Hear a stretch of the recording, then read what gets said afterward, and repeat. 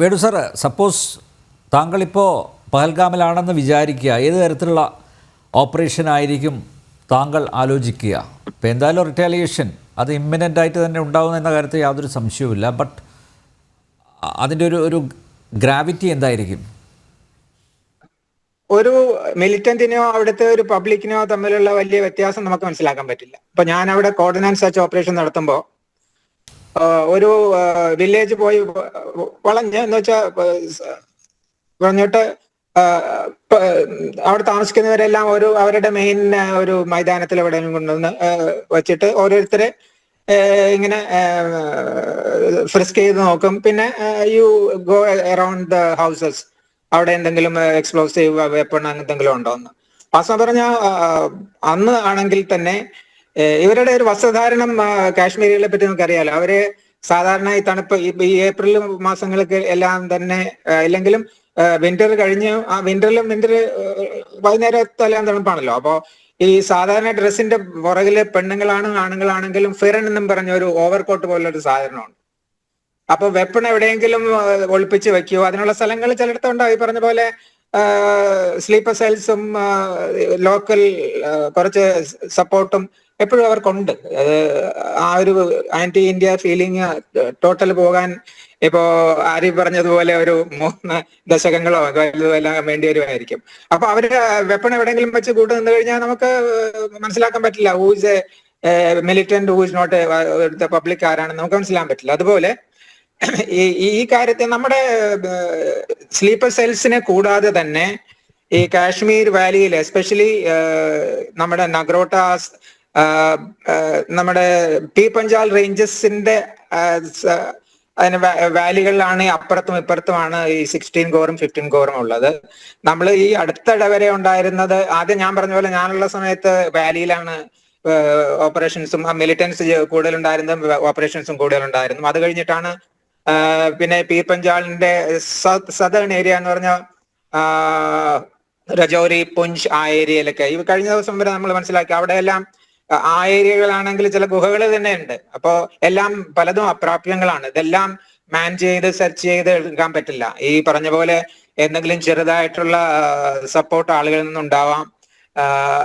ഈ ഇൻഫർമേഷൻ അവർ വെക്കി നടത്തും. ഇപ്പൊ ഈ പറഞ്ഞ പോലെ ഇവിടെ ഈ കഴിഞ്ഞ വർഷം 2 കോടി ടൂറിസ്റ്റുകൾ വന്നിരുന്നു.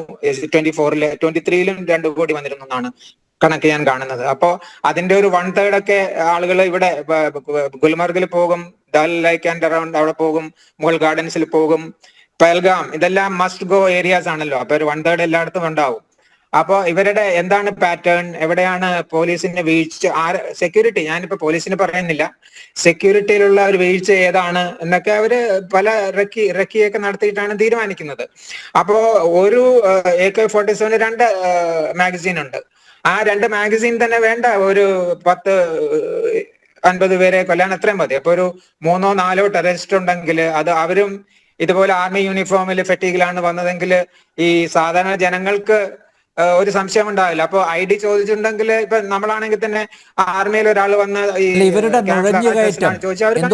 എസ്പെഷ്യലി അവിടുത്തെ സുരക്ഷയെ പറ്റി ഒരു മുൻവിധികൾ ഇല്ലാതെ, ഒരു പേടിയില്ലാതെ ചെന്നിട്ടുള്ള ജനങ്ങളാണ് അവിടെ ഉള്ളത്. ഇതിനെപ്പറ്റി അങ്ങനെയുള്ള ഒരു ബോധവൽക്കരണം ഇനിയുണ്ടാകും. പക്ഷെ ഇതുവരെ ഇനി ഉണ്ടാകും. പക്ഷെ ഈ സന്ദർഭത്തിൽ ഉണ്ടായിട്ടില്ല എന്നുള്ളത് എനിക്ക് തന്നെ മനസ്സിലാക്കാൻ പറ്റും. അപ്പോൾ ഒരടുത്തെങ്ങാനും നിന്ന് ഒരു ഫയർ ചെയ്താണെങ്കിൽ ഇത്തരം കാഷ്വാലിറ്റി ഉണ്ടാകുമായിരുന്നില്ല. ഇപ്പൊ അതിന്റെ സ്ഥിരീകരണം വരാനിരിക്കുന്നതേ ഉള്ളൂ. എന്തായിരുന്നു ആക്ച്വലി വാട്ട് ദേ ഡിഡ്. എന്നാലും പറയുന്നത് കേട്ടിട്ട് they identified people and shot them point blank എന്നാണ് മനസ്സിലാക്കുന്നത്. അപ്പോ അങ്ങനെയുള്ള അതാണ് ഇപ്പൊ വരുമ്പോ എന്താണെന്ന് ഞാൻ പറഞ്ഞതുപോലെ ഇതുപോലെ ഒരു ഭീകരമായ ഒരു ആക്രമണം ഈ അടുത്ത കാലത്തൊന്നും കാശ്മീർ വാലിയിൽ ഉണ്ടായിട്ടില്ല. അതും അവിടെയുള്ള ജനങ്ങളെല്ലാം ഇന്ത്യയിലെ മറ്റു സ്റ്റേറ്റുകളിൽ വന്ന നിരായുധരായ ആൾക്കാരെയാണ് ഇത് ചെയ്തത്. അപ്പൊ ഈ പറഞ്ഞിരിക്കുന്നത് IS-നോ പാകിസ്ഥാൻ ആർമിക്കോ അവരുടെ നിലനിൽപ്പിന് വേണ്ടിയിട്ട് ചെയ്ത കാര്യങ്ങളാണ് എന്നുള്ള സംശയമൊന്നുമില്ല. അപ്പൊ അതില് കുറച്ച് ഇങ്ങോട്ട് വരുന്നതിനെ ഒഴിഞ്ഞുവിട്ട കോഴികളെ കൂട്ടാണ് ഇങ്ങോട്ട് ആളുകളെ ഈ മിലിറ്റൻസ് വരുന്നത്. അവർക്ക് കൊടുത്ത അവര് റിട്ടേൺ ഓഫ്, അവർ as far as they are concern അവര് ഒരു വിലയില്ലാത്ത ചീട്ടുകളാണ് ഇവരെല്ലാവരും. എത്ര പേര് മരിക്കുന്നു ഉള്ളതല്ല. At any point in time Kashmir ഒരു 150 കൂടുതൽ ടെററിസ്റ്റ് ഉണ്ടായിരുന്നില്ല. അത് ദാറ്റ് ഈസ് നമ്മുടെ സെക്യൂരിറ്റി ഫോഴ്സിന്റെ ഡോമിനേഷന്റെ കാര്യങ്ങൾ കൊണ്ടാണ് ഇത്രയും അവൾക്ക് പുറത്തു വരാൻ, വെപ്പണായിട്ട് പുറത്തു വരാൻ അവർ പേടിക്കുന്നത് കൊണ്ടാണ്. ഞാനുള്ളപ്പോൾ തന്നെയാണെങ്കിലും ഇങ്ങനെ ആളുകളില്ലാത്ത സ്ഥലത്ത് വല്ല ഇക്കാദുക്ക ആക്രമണങ്ങൾ ഉണ്ടാകുമായിരുന്നു. ഇതുപോലെ ഒരു ആക്രമണം ഉണ്ടായിട്ടില്ല. അതുപോലെ ഇനി ഈ എന്താണ് പല ഓപ്ഷൻസ് ഉണ്ട്. ഇപ്പൊ ഞാൻ വിചാരിക്കുന്നത് ഇപ്പോ on return of prime minister നമ്മുടെ സെക്യൂരിറ്റിയുടെ ഹയസ്റ്റ് ആ കൗൺസിൽ കൂടും. അവരുടെ പല ഓപ്ഷൻസ് ഉണ്ടാവും. അവരാണ് തീരുമാനിക്കേണ്ടത് അതെങ്ങനെയാണ് നമ്മൾ ഇതിനുള്ളൊരു റെസ്പോൺസ് കൊടുക്കേണ്ടതെന്ന്. പിന്നെ as far as the internal situation of Pakistan is concerned, എന്താണ് ഇപ്പൊ ചെയ്യാൻ എന്താണ് കാര്യം? അവര് 2021 ഇപ്പോ ഇവിടുന്ന് അമേരിക്കൻ ഫോഴ്സസ് അത് കഴിഞ്ഞ് അവിടുന്ന് പോയത് നമുക്ക് ഓർമ്മ 2-3 വർഷമായെന്നാണ് എന്റെ ഇപ്പൊ ഓർമ്മ. അവിടുന്ന് പോയി കഴിഞ്ഞാൽ അവരുടെ വിചാരം അന്ന് തന്നെ IS-ന്റെ ചീഫ് ഡയറക്ടർ ജനറൽ അവിടെ flew in and congratulated the prime minister there. Thought അവരുടെ ഒരു സ്ട്രാറ്റജിക് ഡെപ്ത് ഈ അഫ്ഗാനിസ്ഥാൻ ഇന്ത്യക്കെതിരായിട്ട് അവരെപ്പോഴും ഒരു സ്ട്രാറ്റജിക് ഡെപ്ത് നോക്കുമായിരുന്നു. പറഞ്ഞപ്പോ അഫ്ഗാനിസ്ഥാനും അവരുടെ കൂടെ നിന്നാല് ഇപ്പൊ പാകിസ്ഥാന്റെ അത്രയും തന്നെ ഒരു വിഡ്ത്ത് അഫ്ഗാനിസ്ഥാൻ പുറകിലുള്ളത് കിട്ടും അവർക്ക്. എന്നാൽ അത് കരുതിയൊക്കെയാണ് അവർ പോയത്. പക്ഷെ എന്താണ് സംഭവിച്ചതെന്ന് നമ്മുടെ മുന്നിലുണ്ട്. ഇപ്പോ ആ Durand line, the international border, ബ്രിട്ടീഷുകാര് അഫ്ഗാനിസ്ഥാനും പാകിസ്ഥാനും ഇടയ്ക്കുണ്ടാക്കിയ ഡുറൻഡ് ലൈനിനെ അവര് സ്വീകരിക്കുന്നില്ല. പാകിസ്ഥാൻ അവർ പറയുന്നത് അവിടെയുള്ള പഷ്തൂൺകാര് they don't believe in this sort of artificial internet borders and all that. അത് അവർക്ക് പ്രശ്നമാണ്. TTP ആകട്ടെ ഇവര് ആക്രമിച്ചുകൊണ്ടിരിക്കുകയാണ്. സൗത്തിലേക്ക് വന്നാൽ ബലൂച്ച് ലിബറേഷൻ ആർമി നമ്മൾ ട്രെയിനിന്റെ ഹൈജാക്കും അതുപോലുള്ള കാര്യങ്ങളും ഒക്കെ. അപ്പൊ പാകിസ്ഥാൻ ആർമിയുടെ കൺട്രോളിൽ അല്ല. ഒരു more than half of Pakistan is not actually speaking. അവരുടെ പഞ്ചാബും കുറച്ച് സിന്ധും അവരുടെ കയ്യിലുണ്ട് ഇപ്പോ. അപ്പോ അവരുടെ ഒരു നിലനിൽപ്പിന് വേണ്ടിയിട്ട് ഉള്ള ഒരു പരിശ്രമമാണ് ഇപ്പൊ നടക്കുന്നത്.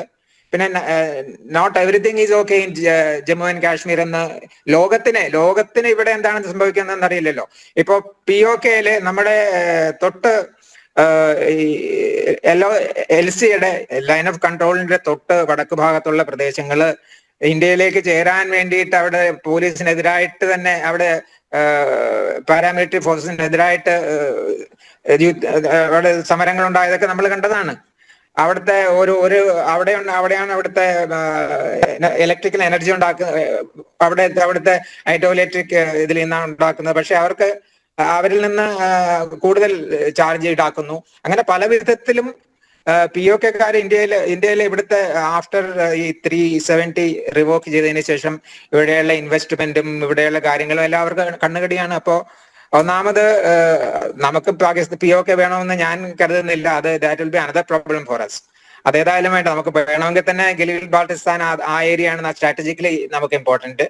ഈ പറഞ്ഞ പോലെ ഇനി ഒരു അടുത്ത കുറച്ച് ദിവസങ്ങളോളം, ഇപ്പൊ നാളെ തന്നെ ചെന്ന് നമുക്ക് എന്തെങ്കിലും ചെയ്യണമെന്നില്ല. പക്ഷെ ഇതിന് തക്കതായ പ്രതികാരം നമ്മൾ ചെയ്യാതിരിക്കരുത് എന്നാണ് ഒരു പൂർവ്വ മിലിറ്ററി മാൻ എന്ന നിലയിൽ എന്റെ വ്യക്തിഗതമായ അഭിപ്രായം. അനിൽ.